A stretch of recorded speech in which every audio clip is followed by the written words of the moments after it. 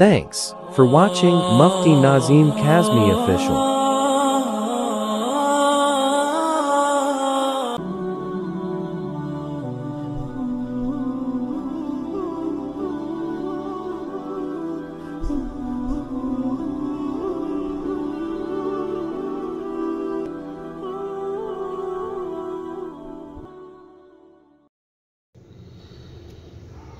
نحمده ونصلي على رسوله الكريم اما بعد فاعوذ بالله من الشيطان الرجيم بسم الله الرحمن الرحيم واتبعوا ما تتلو الشياطين على ملك سليمان وما كفر سليمان ولكن الشياطين كفروا يعلمون الناس السحر وقال الله تبارك وتعالى إنه يراكم هو وقبيله من حيث لا ترونهم إنا جعلنا الشياطين أولياء للذين لا يؤمنون وقال الله تبارك وتعالى إن الشيطان للإنسان عدو مبين صدق اللہ العظیم۔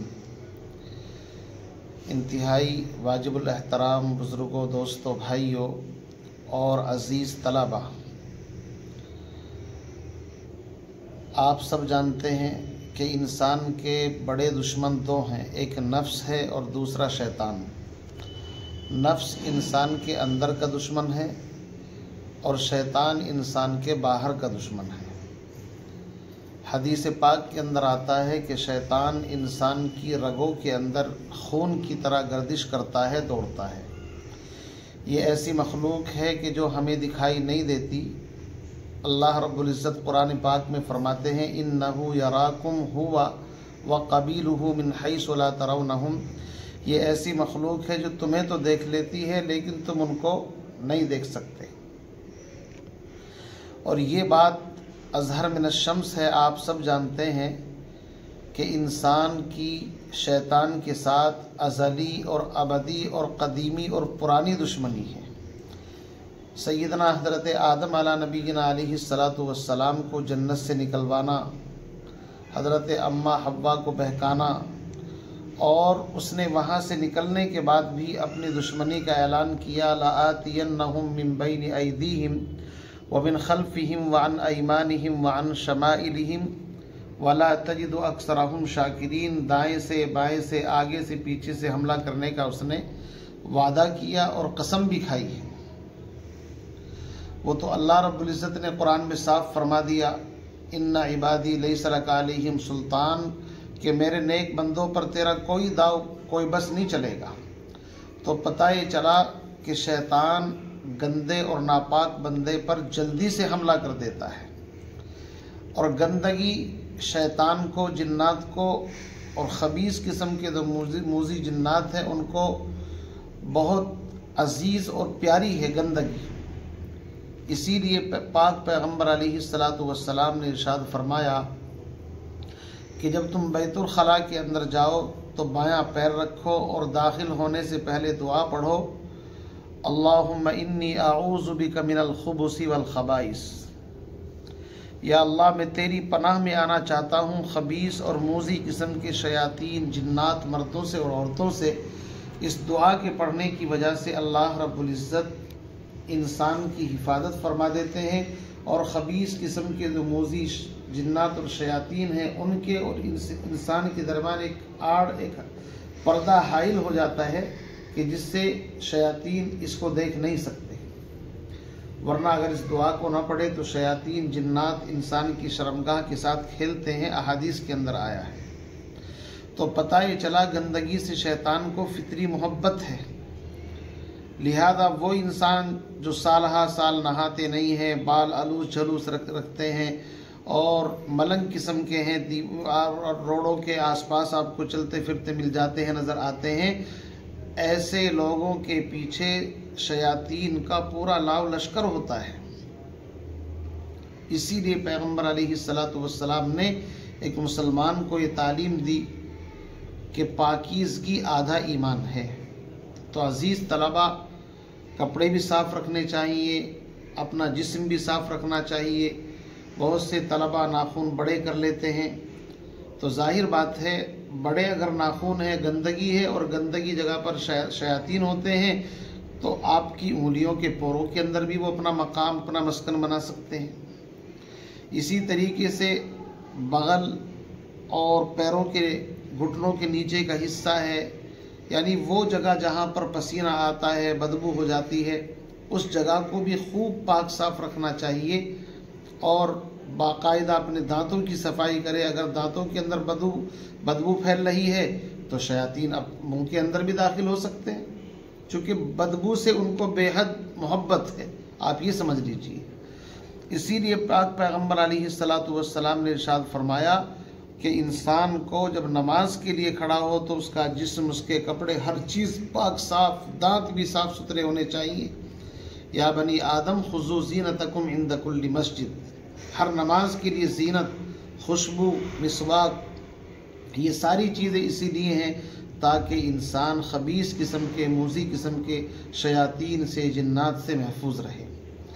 بہرحال عزیز بزرگوں دوستوں، میں آج آپ کو ایک بہت ہی اہم وظیفہ اور ایک اہم دعا بتانے کے لیے جا رہا ہوں، اور یہ دعا ہمارے ہندوستان کے ایک مشہور عالم دین ہیں حضرت مولانا صلاح الدین سیفی نقشبندی دامت برکاتہم العالیہ، ان کو حج کے دوران مکۃ المکرمہ کے اندر پڑوسی ملک کے کسی اللہ والے نے، بزرگ نے، نیک آدمی نے یہ دعا ان کو یہ وظیفہ سکھایا تھا، اور وہ اپنی مجالس میں اکثر اس کا تذکرہ بھی فرماتے ہیں۔ تو میں نے وہ موبائل کے ذریعے سے سنی، مجھے بھی اچھی لگی، میں آپ حضرات کو بھی ماشاءاللہ اس کو صبح شام سکھا رہا ہوں، اور افادہ عام کی غرض سے میں چاہتا ہوں کہ اس کو جہاں تک بھی ہو سکے آج کی اس پرفتن دور کے اندر، چونکہ سحر، جادو اور یہ ساری چیزیں آپ دیکھ رہے ہیں کہ آج انسان کی پوزیشن یہ ہے کہ پیغمبر علیہ السلام کے زمانے سے جیسے بعد اور دوری ہوتی جا رہی ہے، انسان ایک الجھنوں کے اندر مبتلا ہوتا جا رہا ہے، چاروں طرف سے فتنوں کی یلغار ہے، تو انسان جتنا روشنی سے دور ہوگا اندھیرے کے اندر اتنا ہی وہ فتنوں کے اندر مبتلا ہوگا۔ شام کو انسان سوتا ہے، صبح اٹھتا ہے، 4-5 گھنٹے کی نیند لینے کے بعد بھی ایسا محسوس ہوتا ہے جیسے کسی نے اس کی پٹائی کر رکھی ہو۔ تو اسی لیے آتا ہے کہ جب انسان اپنا ان دعاؤں کا اہتمام کرتا ہے، وظیفوں کا اہتمام کرتا ہے، تو اللہ شیاطین سے، جنات سے، نظر بد سے حفاظت فرما دیتے ہیں۔ وہ دعا وظیفہ کیا ہے؟ اس دعا کی برکت سے انشاءاللہ شیاطین سے بھی حفاظت ہوگی، نظر بد سے حفاظت ہوگی، اور سب سے بڑے اس کے 3 فائدے ہیں۔ نمبر 1، جسمانی صحت، یعنی صحت اور تندرستی، ہر بیماری سے انشاءاللہ آپ کی حفاظت ہو جائے گی۔ ہر بیماری کے پیچھے اولاً شیاطین، ان کا عمل ہوتا ہے، پھر جسمانی بیماری ہو جاتی ہے۔ اسی لیے چاہے وہ کینسر ہو اور چاہے اور کوئی خطرناک بیماری ہو، اولاً شیاطین کا دخل ہوتا ہے۔ تو سب سے پہلے اس دعا کی برکت سے آپ کو صحت ملے گی، تمام جسمانی بیماریاں ختم، روحانی بیماریاں ختم۔ دوسرا یہ کہ اللہ تعالیٰ مالی مشکلات سے آپ کی حفاظت فرمائیں گے۔ آج قرضوں کے اندر دباؤ ہوا ہے، کاروباری الجھن، ڈپریشن، پریشانی ہے، اللہ اس سے حفاظت فرما دیں گے۔ اور تیسرا اہم فائدہ یہ ہے کہ آج رشتے ناتوں کی واٹ لگ چکی ہے، رشتے ناتوں کے اندر اتنا بگاڑ ہے تو شیطان رشتے ناتوں کو بھی توڑواتا ہے، چونکہ رشتے ناتوں کو جوڑنا یہ حدیث کا اہم حکم ہے، اور شیطان انسان کا دشمن ہے تو رشتے ناتے بھی توڑواتا ہے، بیمار بھی کرتا ہے انسان کو، مالی نقصان بھی پہنچاتا ہے۔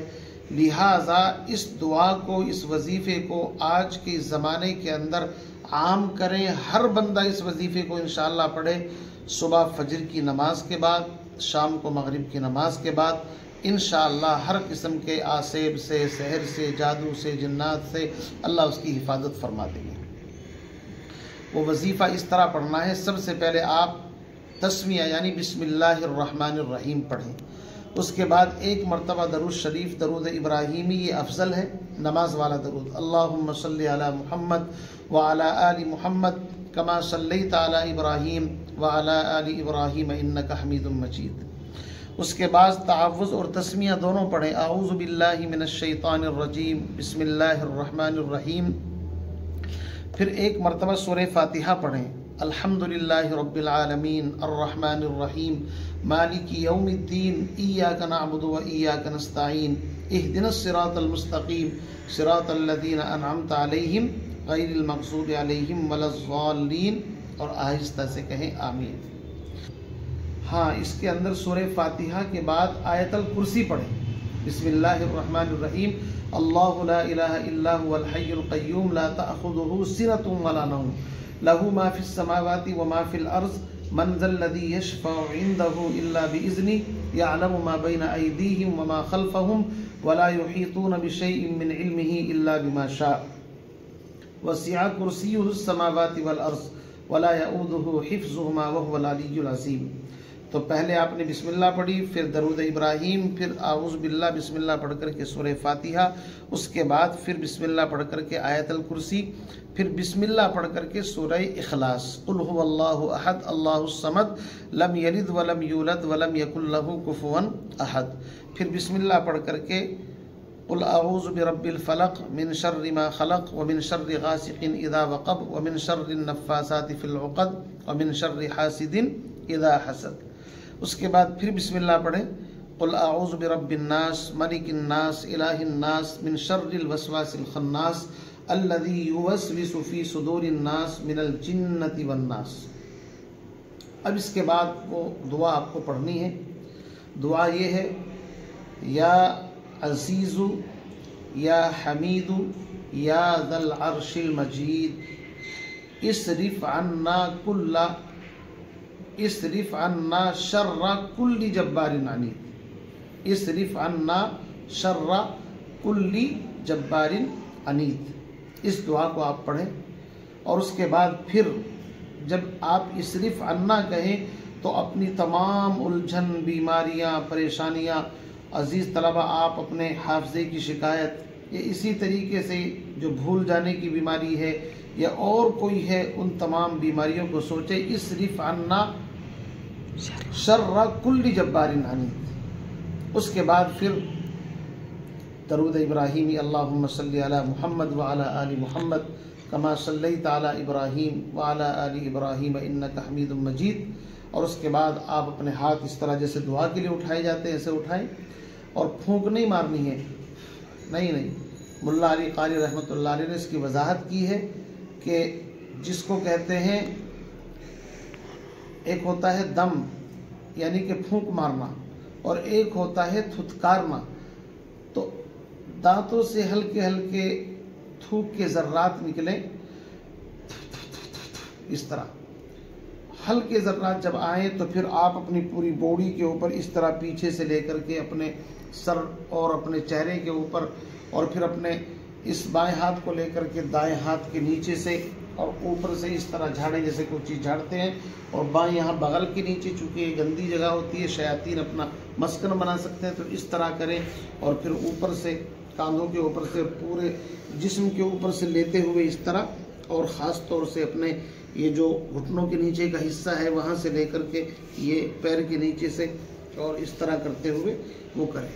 तो इंशाअल्लाह अगर आप सुबह शाम इस दुआ का एहतिमाम करेंगे, इस तरह पढ़ेंगे, अल्लाह ताला जादू से, सहर से, जिन्नात से, नज़र बद से, इनसे हिफाजत फरमाएंगे। और सबसे पहली चीज़ सिहत अता फरमाएंगे, दूसरी चीज़ रिस्क में बरकतें होंगी, और तीसरी चीज़ रिश्ते नातों के अंदर सुधार होगा। अल्लाह ताला मुझे आपको कहने सुनने ज़्यादा अमल की तौफीक नसीब फरमाए। ये वजीफ़ा मैंने बताया है कि जनाब हज़रत मौलाना सलाहुद्दीन सैफ़ी नक्शबंदी, उनके तवस्सुस से मोबाइल के ऊपर भी आपको मिल जाएगा, और मैंने भी इसको यहाँ पर आपको बताया है इफ़ादा आम की गरज से। अल्लाह ताला मुझे भी, आपको भी, पूरी उम्मत मुस्लिमा को इस वजीफ़े को पढ़ने की, और असल वजीफ़ा तो है अल्लाह का ज़िक्र, अल्लाह का ध्यान, कुरान पढ़ें, तस्बीहात की पाबंदी करें, नमाज़ों का एहतिमाम करें, पाक साफ रहें। पाक साफ बंदे से तो शैतान वैसे ही डरता है।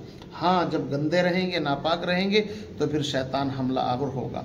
इसीलिए ख़ास तौर से अपने जिस्म की, अपने कपड़ों की सफाई का भी एहतिमाम करें, नाखूनों का, इनका भी एहतिमाम करके हर हफ्ते इनको काट लिया करें। और इसी तरीके से बगल के बाल हैं, ज़ेर नाफ बाल हैं, इनको भी मूड़ने का और काटने का ख़ास तौर से एहतिमाम करें। अल्लाह ताला मुझे आपको कहने सुनने ज़्यादा अमल की तौफीक नसीब फरमाए। व आखिर दावाना अनिल हम्दुलिल्लाहि रब्बिल आलमीन।